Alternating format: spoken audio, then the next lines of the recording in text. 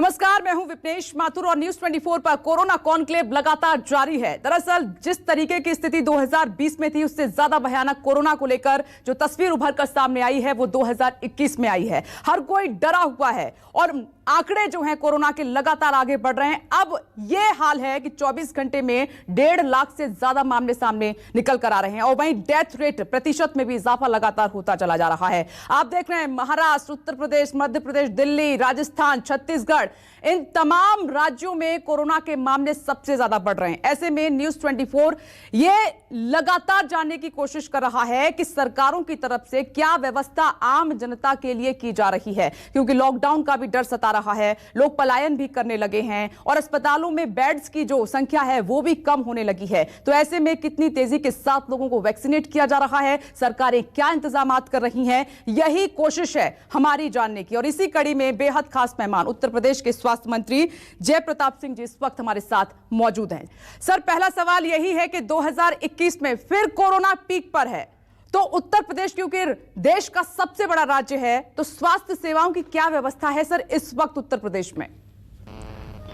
Corona का दूसरी लहर जो अब की बार आई है उत्तर प्रदेश में, वो पूरे देश में फैल के उसके बाद हमारे यहाँ भी उतने ही तेजी से आई है जितने तेजी से अन्य राज्यों में आ गई है। हम पिछले बार का जो प्रबंधन का व्यवस्था हमने तैयार किया था, उसी व्यवस्था को हमने फिर पुनः सक्रिय किया है और तेजी से जो हमारी संसाधन को जुटाने का हमने व्यवस्था किया है, ताकि इस बार जो तेजी से इन्फेक्शन बढ़ रहा है और कुछ ही एक ही महीने में कई गुना ज़्यादा माने केसेस जो निकल रहे हैं, उनके लिए बहुत तेजी से हमने अपने चिकित्सा व्यवस्था, जिसमें बेड्स की व्यवस्था, वेंटिलेटर और आईसीयू व्यवस्था, ये सारी चीज़ें हमने मेडिकल कॉलेजेस और अपने कॉलेजेस में, और प्लस जितने भी BSL-2 लैब हमारे हैं, टेस्टिंग लैब्स हैं, उनकी भी क्षमता बढ़ाने का प्रक्रिया हमने तेज़ी से शुरू कर दिया है। और उसके साथ जुड़े हुए जितने भी और बातें हैं, पेशेंट का कॉन्टैक्ट ट्रेसिंग, उनको होम आइसोलेशन भेज के उनका चिकित्सीय उपचार करना, उनको एडवाइस देना, एम्बुलेंस की व्यवस्था, ये सारी चीज़ें साथ साथ हमने एक ही प्लेटफॉर्म से इंटीग्रेटेड कंट्रोल और कमांड सेंटर के माध्यम से हमने इसको सुनिश्चित किया है। सर, बेड की कमी की बात सामने आ रही है, क्योंकि बेड नहीं मिल पा रहे हैं, तो अस्पतालों में बेड और वेंटिलेटर, आईसीयू बेड, इसकी क्या क्षमता है, कितनी संख्या है अस्पतालों के हिसाब से, और अगर मामले आगे बढ़ते हैं तो क्या सरकार तैयार है, सभी को बेड पर्याप्त मिल पाएंगे? सर, सरकार पूरी तरह तैयार है, बेड्स की व्यवस्था पूरी तरह से उपलब्ध है। बात इतनी हुई थी क्योंकि जब आप किसी व्यवस्था को डी नोटिफाई कर देते हैं, जब आपके केसेस न्यूनतम हो गए थे जनवरी फरवरी तक, और उसके बाद ये हुआ था कि सामान्य रूप से अस्पताल, जो लोग डेडिकेटेड कोविड अस्पताल थे, वो अपने नोटिफिकेशन को समाप्त करके अपने नॉर्मल रूटीन में जाएंगे, चाहे वो सरकारी हो चाहे प्राइवेट हो। और एकदम से ये जो दूसरी लहर आई और कोविड पेशेंट की संख्या जब बढ़ी, तो उन व्यवस्था को बढ़ाने में और वापस उस संख्या में लाने के लिए थोड़ा सा टाइम लग गया। इसी की वजह से थोड़ा चिंता की बात हुई, मगर अब हम लोग बिल्कुल ट्रैक पर हैं। लेकिन आप सर ये कह रहे हैं कि बिल्कुल ट्रैक पर हैं, लेकिन आप ही के मंत्री, कानून मंत्री ब्रजेश पाठक ने सवाल उठाए हैं सर बदइंतजामी पर, कि स्वास्थ्य सेवाओं का बुरा हाल है। स्पेशली लखनऊ को कोट किया उन्होंने। मैं बता देती हूं कि उन्होंने लेटर में क्या क्या लिखा है। जो प्रमुख सचिव चिकित्सा शिक्षा को उन्होंने पत्र लिखा है, लखनऊ में स्वास्थ्य सेवाओं की हालात पर चिंता जताते हुए ये कह रहे हैं कि लखनऊ में जांच रिपोर्ट मिलने में 4 से 7 दिन लग रहे हैं, एम्बुलेंस भी मरीजों को समय पर नहीं मिल पा रही है, फोन लगाते हैं तो 5 से 6 घंटे में एम्बुलेंस पहुंच रही है। आगे वो लिखते हैं कि जो भर्ती स्लिप है उसको 2 दिन लग रहे हैं। सर, ये तमाम सवाल उन्होंने इसी व्यवस्था पर खड़े कर दिए कटघरे में उत्तर प्रदेश की स्वास्थ्य व्यवस्था। देखिए, मंत्री जी ने जो भी कहा है वो उनके, क्योंकि लखनऊ के क्षेत्र के रहने वाले हैं, उनके पास कुछ लोग पहुंचे होंगे और स्वाभाविक बात है मंत्री जी अपना पैरवी करके उन पेशेंट को भर्ती कराने के लिए उनने जोर दिया होगा। ऐसा कोई बात नहीं है कि माने जिस तरह से उन्होंने लिखा है कि बेड्स की व्यवस्था नहीं है, बेड्स की पूरी व्यवस्था है लखनऊ में। लखनऊ में ही सबसे ज़्यादा संक्रमण हमारे पास है पूरे प्रदेश में, और लखनऊ को ही पहले हमने सबसे पहले बेड्स की व्यवस्था का इंतजाम कराए। उन्होंने खुद की बात का भी जिक्र लेटर में किया कि मैंने फोन लगाया, लेकिन किसी ने भी फोन नहीं उठाया उनका, कई घंटे लग रहे हैं। तो आम मरीजों का फिर क्या हाल होगा जब कानून मंत्री का फोन नहीं उठा? जैसे कानून मंत्री या आम आदमी जो भी हमारा अधिकारी है वो आम आदमी का भी फ़ोन उठाएगा, खाली कानून मंत्री या स्वास्थ्य मंत्री का फ़ोन नहीं उठाएगा।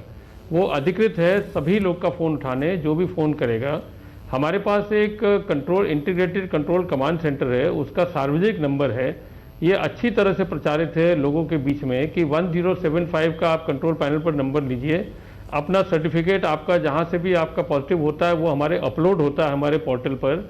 वहाँ से होम आइसोलेशन के माध्यम से आपको घर पर रखा जाता है, या आपको अगर चिकित्सीय उपचार की आवश्यकता है तो संबंधित डॉक्टर आपसे बात करके उसका permission PGI medical college, RML, Lohia institute या किसी भी प्राइवेट मेडिकल कॉलेज में दाखिला करने के लिए वो परमिशन लेके उनको वहाँ करता है। ये हमारा सिस्टम है जी। और आप एम्बुलेंस की बात भी जो माननीय मंत्री जी कह रहे हैं पूरी तरह गलत है, इसलिए कि एम्बुलेंस भीड़ भाड़ के शहर में आप खुद ही आके देख लीजिएगा कि अगर एक कोने में लखनऊ से आपको पीजीआई तक जाना है तो आपको 1 घंटे से कम नहीं लगेगा, या केजीएमयू में जाना है कि जाम के वजह से आपको वहाँ पर जगह नहीं मिलेगी जाने के लिए।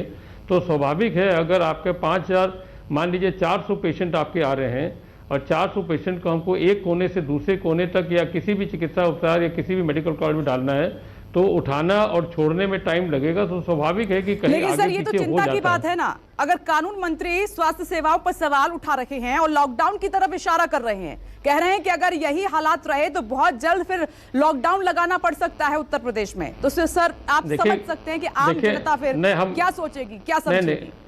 ये बिल्कुल गलत तरीका है। कानून मंत्री का अधिकार नहीं है, वो खाली अपना सुझाव मुख्यमंत्री को दे सकते हैं। जहां तक लॉकडाउन की मामला है, हमारा टीम 11 के माध्यम से रोज सुबह और शाम हमारी बैठकें होती है मुख्यमंत्री के साथ। हर दिन हर घंटा पर वो समीक्षा करते हैं कि कितने बेड्स हैं, कितना चिकित्सा उपचार है, कितने वेंटिलेटर है, कितना आईसीयू है। किसी के कहने पर लॉकडाउन नहीं होगा, ये सामूहिक मंत्रिमंडल में बैठ के होता है, ये सामूहिक टीम 11 के अंदर बैठ के होता है। उनको अगर चिंता थी तो उन्होंने बात भी किया था, मेरे पास भी उन्होंने कहा था कि सीएमओ नहीं उठा रहे। मेरे कहने पर सीएमओ उनकी बात सब बात से सुनी, मगर क्योंकि एम्बुलेंस सही समय से नहीं पहुंच पाया इसलिए उनको लगा कि ये व्यवस्था ठीक नहीं है। मगर ऐसा बात नहीं है, 90% लोग इसमें ऑलरेडी हमारे हॉस्पिटल में ऑलरेडी पहले से ही बेड पर मिल चुके हैं, उनको उनकी चिकित्सा उपचार भी हो रहा है।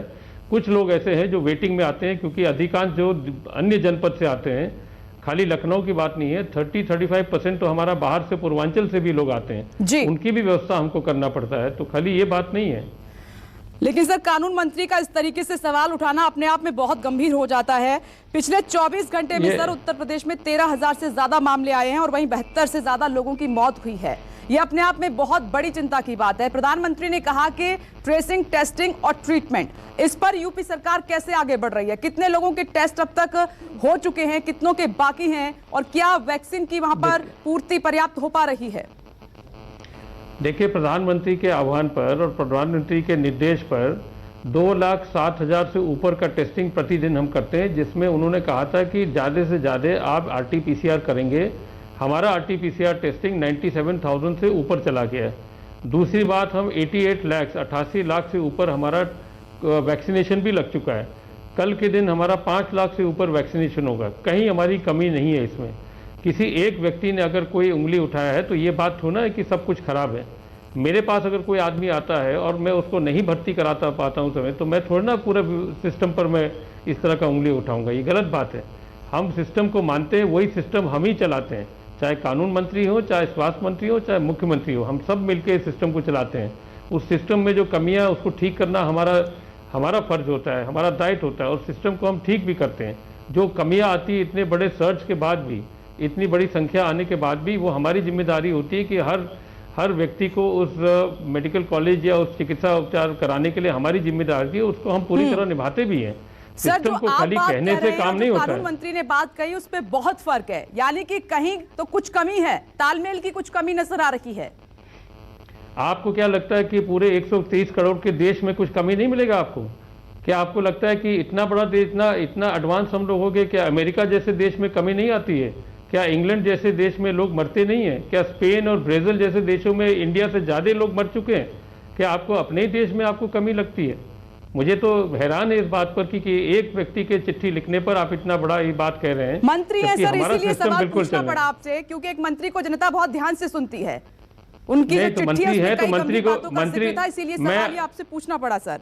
दूसरा मैं सवाल आपसे ये है सर चैनल कि उत्तर प्रदेश में कई शहरों में अभी नाइट कर्फ्यू लगा हुआ है और मामले बढ़ भी रहे हैं, तो क्या इस दिशा में सरकार और सख्त कदम उठा सकती है आगे चलकर?